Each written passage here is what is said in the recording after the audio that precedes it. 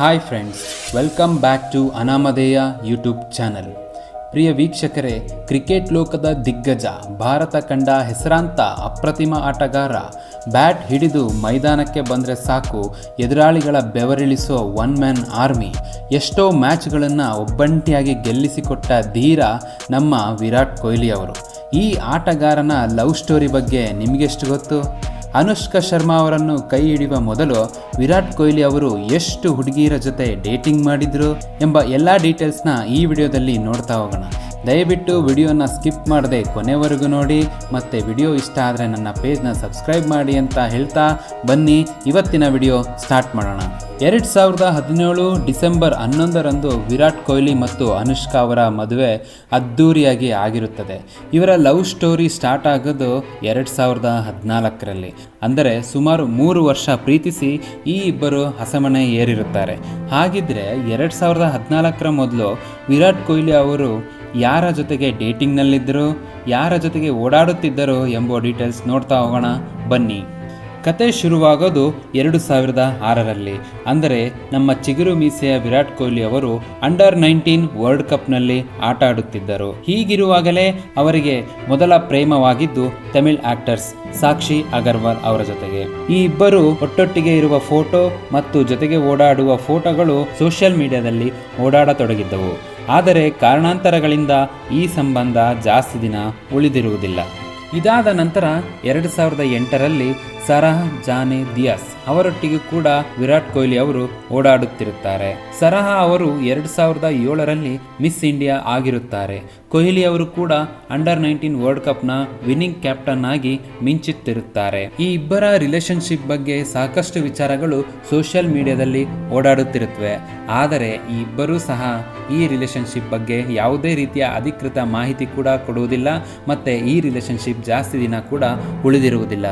ಇದಾದ ಬಳಿಕ, ಅಂದರೆ 2011ರಲ್ಲಿ ಸಂಜನಾ ಗಲ್ರಾನಿ ಟೀಮ್ ಇಂಡಿಯಾ 2011ರ ODI ವರ್ಲ್ಡ್ ಕಪ್ ಗೆದ್ದ ನಂತರ ವಿರಾಟ್ ಕೊಹ್ಲಿ ಅವರ ಜನಪ್ರಿಯತೆ ಮುಗಿಲು ಮುಟ್ಟಿರುತ್ತದೆ. ಅನೇಕ ಜನರು, ವಿಶೇಷವಾಗಿ ಮಾಡೆಲ್ಗಳು ಮತ್ತು ನಟಿಯರು ವಿರಾಟ್ ಕೊಹ್ಲಿ ಅವರ ಬಗ್ಗೆ ಆಸಕ್ತಿ ಹೊಂದಿರುತ್ತಾರೆ.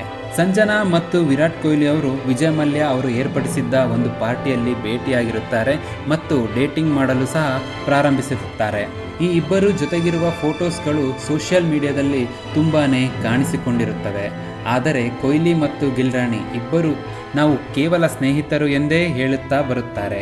2011 IPL ಸೀಸನ್ನಲ್ಲಿ ವಿರಾಟ್ ಕೊಹ್ಲಿ ಅವರು RCB ಪರ ಆಡುತ್ತಿರುವಾಗ ಸಂಜನಾ ಗಿಲ್ರಾಣಿ ಅವರು ಬಂದು ಚೇರಪ್ ಮಾಡುವ ಫೋಟೋಸ್ಗಳಾಗಲಿ, ಪ್ರಾಕ್ಟೀಸ್ ಸೆಷನ್ನಲ್ಲಿ ವಿರಾಟ್ ಕೊಹ್ಲಿ ಅವರ ಜೊತೆ ಇದ್ದ ಫೋಟೋಸ್ಗಳಾಗಲಿ ತುಂಬಾ ಸದ್ದು ಮಾಡಿರುತ್ತವೆ. ಆದರೆ 2011 IPL ಸೀಸನ್ ಮುಗಿದ ನಂತರ ಈ ಅಫೇರ್ ಕುರಿತಾದ ವದಂತಿಗಳು ಸಹ ತಣ್ಣಗಾಗಿರುತ್ತವೆ. ಇನ್ನು 2012ರಲ್ಲಿ ವಿರಾಟ್ ಕೊಹ್ಲಿ ಮತ್ತು ತಮನ್ನಾ ಒಂದು ಫೋನ್ ಅಡ್ವರ್ಟೈಸ್ಮೆಂಟಲ್ಲಿ ಒಂದೇ ಸ್ಕ್ರೀನ್ ಶೇರ್ ಮಾಡಿರುತ್ತಾರೆ. ಸೌತ್ ಇಂಡಿಯನ್ ಆಕ್ಟ್ರೆಸ್ ಕ್ವೀನ್ ಅಂತಲೇ ಕರೆಯಲ್ಪಡುವ ತಮನ್ನಾ ಮತ್ತು ಕೊಹ್ಲಿ ಅವರನ್ನು ಒಟ್ಟಾಗಿ ನೋಡಿದ್ದ ಜನ ನಿಜ ಜೀವನದಲ್ಲಿಯೂ ಜೊತೆಯಾಗಿ ನೋಡೋದಕ್ಕೆ ಇಷ್ಟಪಡುತ್ತೇವೆ ಎಂದು ಕಮೆಂಟ್ಸ್ ಹಂಚಿಕೊಂಡಿರುತ್ತಾರೆ. ಈ ಸಂಬಂಧದ ಬಗ್ಗೆ ಹಲವಾರು ಫೋಟೋಸ್, ವಿಡಿಯೋಸ್ಗಳು ಕೂಡ ಸೋಷಿಯಲ್ ಮೀಡಿಯಾದಲ್ಲಿ ಹರಿದಾಡುತ್ತಿರುತ್ತವೆ. ಸುಮಾರು 1 ವರ್ಷಗಳ ಕಾಲ ಡೇಟಿಂಗ್ನಲ್ಲಿ ಇದ್ದರು ಎಂದು ಸಹ ಹೇಳಲಾಗುತ್ತದೆ.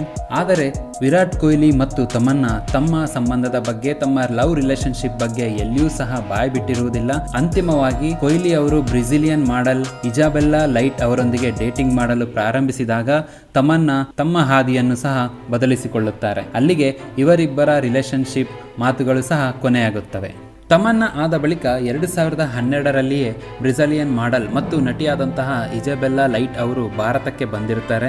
ಇದೇ ಇಜಾಬೆಲ್ಲಾ ಜೊತೆಗೆ ವಿರಾಟ್ ಕೊಹ್ಲಿ ಅವರ ಪ್ರೇಮ ಸಂಬಂಧ ಕೂಡ ಸ್ಟಾರ್ಟ್ ಆಗಿರುತ್ತೆ. ಇವರಿಬ್ಬರು ಒಂದು ಪಾರ್ಟಿಯಲ್ಲಿ ಮೀಟ್ ಆಗಿರುತ್ತಾರೆ. ನಂತರ ಈ ಇಬ್ಬರು ಸಿಂಗಾಪುರ್ನಲ್ಲಿ ಒಟ್ಟಿಗೆ ರಜೆ ಕಳೆಯುತ್ತಿರುವುದು ಸಹ ಫೋಟೋಸ್ಗಳು ಹರಿದಾಡಕ್ಕೆ ಸ್ಟಾರ್ಟ್ ಆಗಿರುತ್ತವೆ. ಇವರ ರಿಲೇಶನ್ಶಿಪ್ ಬಹುತೇಕ ಖಚಿತ ಎಂಬ ಸುದ್ದಿಯೇ ಹರಿದಾಡುತ್ತಿರುತ್ತದೆ.